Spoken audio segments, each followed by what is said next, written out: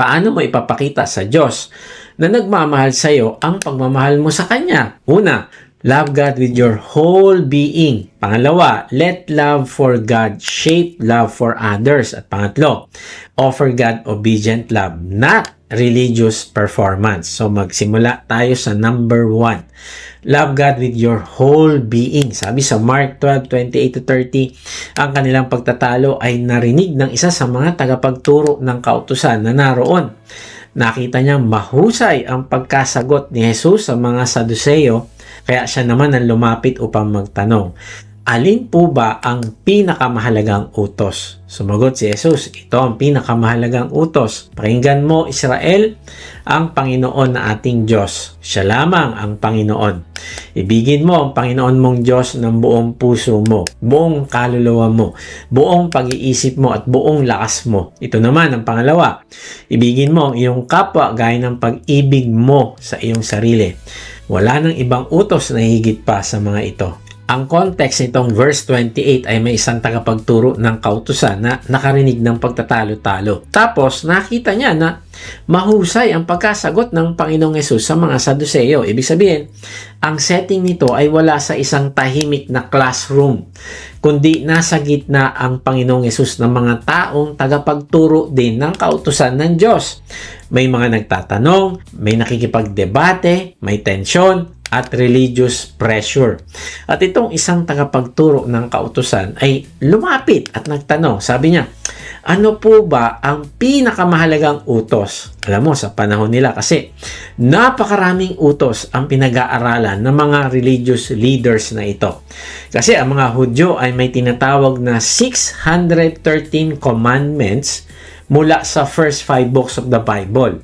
Traditionally, ito ay binibilang bilang 248 positive commands o kung ano yung mga dapat mong gawin. And then, 375 negative commands o ano yung mga hindi mo dapat gawin. Kaya ang tanong niya ay hindi maliit na tanong. Para bang sinasabi niya, sa lahat ng daan-daang commands, sa lahat ng religious duties, sa lahat ng kailangan sundin, ano pa talaga ang totoong nasa puso ng Diyos? Ano ba talaga yung pinakamahalaga? Kaya napakalalim ng sagot ng Panginoong Hesus.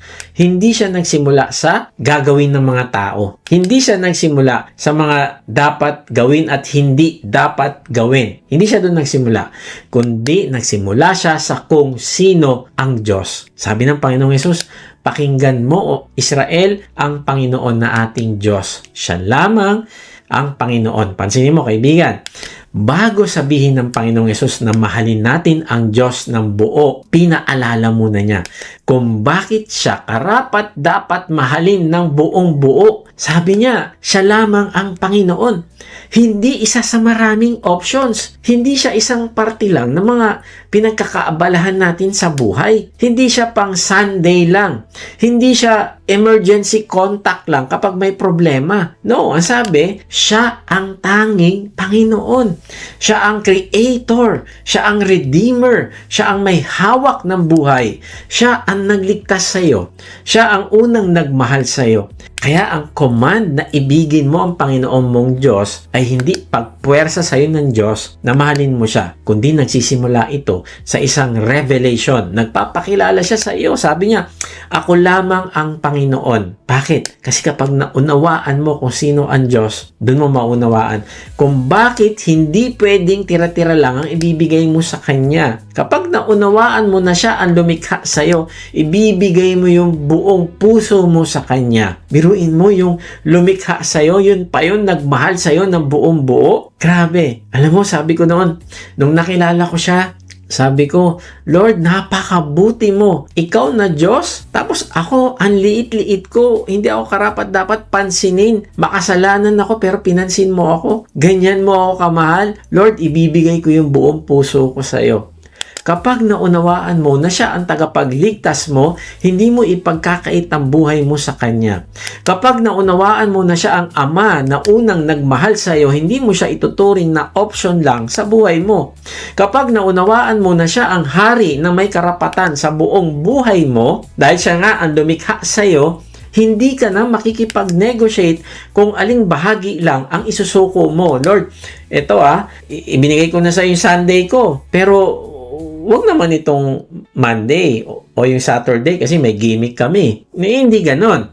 Kapag naunawaan mo na siya ang pastol na nag-aalaga sa iyo, matututo kang magtiwala kahit hindi mo kontrolado ang lahat. Kapag naunawaan mo na dahil sa kanya, kaya ka pa buhay ngayon, kaya ka pa may lakas, ay hindi pwede na hindi siya ang priority ng iyong buhay. Kung siya ang unang nagmahal sa iyo, ay hindi pwedeng tira-tira na pagmamahal lang ibabalik mo sa kanya. No, parang sinasabi niya, dahil nakilala mo na kung sino ako ang lumikha ng lahat ng bagay at minahal kita ng una, kahit makasalanan ka pa, hindi ko hinantay na maging mabuti ka, minahal na kita, ito yung gagawin mo. Ibigin mo ang Panginoon mong Diyos ng buong puso mo, buong kaluluwa mo, buong pag-iisip mo, at buong lakas mo. Wow! So, ang ibig sabihin ng love God with your whole being ay mahalin ng Diyos bilang sentro ng buong buhay mo, hindi bilang isang parte lang ng buhay. Kapag sinabi ng Panginoong Hesus na mahalin natin ang Diyos ng buong puso, ay kasama siya sa malalim na pagnanasa natin, sa mga desires natin. Hindi lang siya nasa bibig natin kapag umaawit tayo pag Sunday, kundi nasa affections natin siya, nasa mga bagay na hinahanap-hanap ng puso natin, nasa mga decision natin kung ano ang mga pinipili natin sa araw-araw. Nasa kung ano ang mamahalin natin. Ano ang hahabulin natin? Ano ang ipaprioritize natin at bibigyan ng time?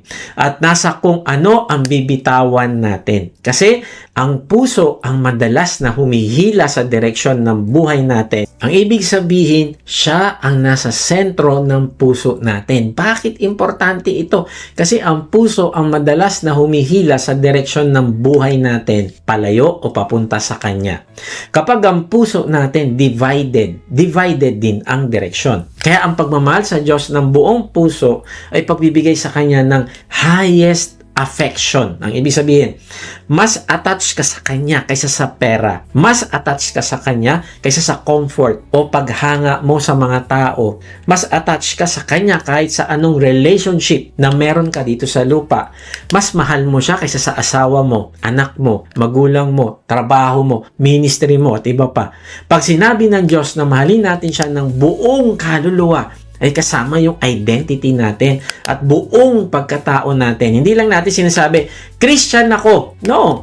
Hindi lang ito kung anong pangalan na kinabibilangan mo na organisasyon o panlabas na identity. Kundi ang pinag-uusapan dito ay kung sino ba talaga ang nagmamay-ari na ng iyong kaluluwa, ng iyong puso. Ang kaluluwa ay tumutukoy sa pinaka-inner life natin. Kung sino tayo sa harap ng Diyos. Loving God with all your soul means hindi na tayo dinidefine ng mga nakaraan na achievements natin, failures, titles natin. Ako ay presidente ng isang kumpanya. No. Ang deepest identity mo na ay ito. Ako ay na kay Kristo na. Ang buhay na isinasabuhay ko ngayon ay siya na. Kaya kahit may struggle ka, kahit may weakness ka, kahit may pressure ka, hindi ka basta bumibitaw dahil ang buhay mo ay naka-anchor na sa Diyos. Kapag sinabi ng Diyos na mahalin siya ng buong pag-iisip, ay ibig sabihin pati thoughts, pati yung beliefs, pati yung worldview, pati yung decisions and imaginations natin ay sinusurrender natin sa Kanya. Ang ibig sabihin, hindi natin iniiwan ng isip natin sa labas ng church kapag sumasamba tayo. Kundi hinahayaan mo na sa iyong pagsamba, binubuksan mo yung isip mo para sasabihin niya sa'yo. Ibig sabihin, nandun ka, present ka. Yung isip mo wala doon sa mga gagawin mo, sa mga distraction. Binubuksan mo ang iyong isip sa salita niya araw-araw, hindi lang tuwing Sunday. Hinahayaan mo na i-correct niya at baguhin ang perspective mo sa lahat ng bagay. Diba? Buong isip. Mamahalin mo siya ng buong isip. Hinahayaan mo na ang isip mo ay matuto kung paano ka tumitingin sa pera, kung paano ka tumitingin sa relationship, kung paano ka tumitingin sa trabaho, sa sexuality, sa forgiveness, sa suffering. Paano mo yan titignan? Kung paano yan tinitignan ng Diyos, sa success, sa future mo. Lahat ng area na ito ay hinahayaan mo na hubugin ng Diyos sa katotohanan na sinasabi niya sa iyo sa pamamagitan ng kanyang salita. Ang ibig sabihin, yung isip mo, pupunuin mo ng katotohanan na sinasabi niya sa iyo. Bakit? Kasi hindi pwedeng mahal natin ng Diyos emotionally, pero ang isip natin controlled pa rin ng kasinungalingan. Controlled pa rin ng takot, bitterness, pride, at worldly thinking. At lastly, pag sinabing mahalin mo ang Diyos ng buong lakas, ibig sabihin, pati energy, pati katawan, pati oras, pati resources, work, abilities, and actions natin ay inaalay natin sa Diyos. Hindi lang love na feelings, hindi lang love na nasa salita, kundi may pagkilos, may obedience, may service, may sacrifice. Loving God with all your strength means ginagamit natin yung lakas na binigay niya sa atin para sa kanyang glory. Ang katawan natin hindi para sa kasalanan. Ang oras natin hindi puro para sa sarili lang. Ang resources natin hindi lang para sa comfort. Ang work natin hindi lang para kumita, kundi para parangalan si Lord. Kaya kapag sinabi ni Lord, ibigin mo ang Panginoon mong Diyos ng buong puso, buong kaluluwa, buong pag-iisip at buong lakas, hindi niya sinasabing bigyan mo lang ang Diyos ng isang parte ng buhay mo. No. Sinasabi niya, anak, ang buong buhay mo ay para sa akin. Ang puso mo, kaluluwa mo, isip mo, lakas mo, lahat yan ay galing sa akin at para sa akin. Sa madaling salita, sinasabi ni Lord, buong ikaw, buong pagkatao mo. Alam mo, si Mary of Bethany sa John 12:1-8 ay nasa isang dinner sila noon para sa Panginoong Yesus. Naroon si Lazarus na binuhay ni Lord mula sa kamatayan. Naroon si Martha, naglilingkod. At naroon si Mary. Kumuha siya ng mamahaling pabango, pure nard. Ibinuhos niya sa paa ng Panginoong Yesus at pinunasan niya ng kanyang buhok. Ang buong bahay ay napuno ng bango. Kaya lang, hindi lahat natuwa. Si Judas nagsabi, bakit hindi na lang ipinagbili ang iyong pabango at binigay sa mahihirap? Alam mo, sa paningin ni Judas, sayang yung pabango.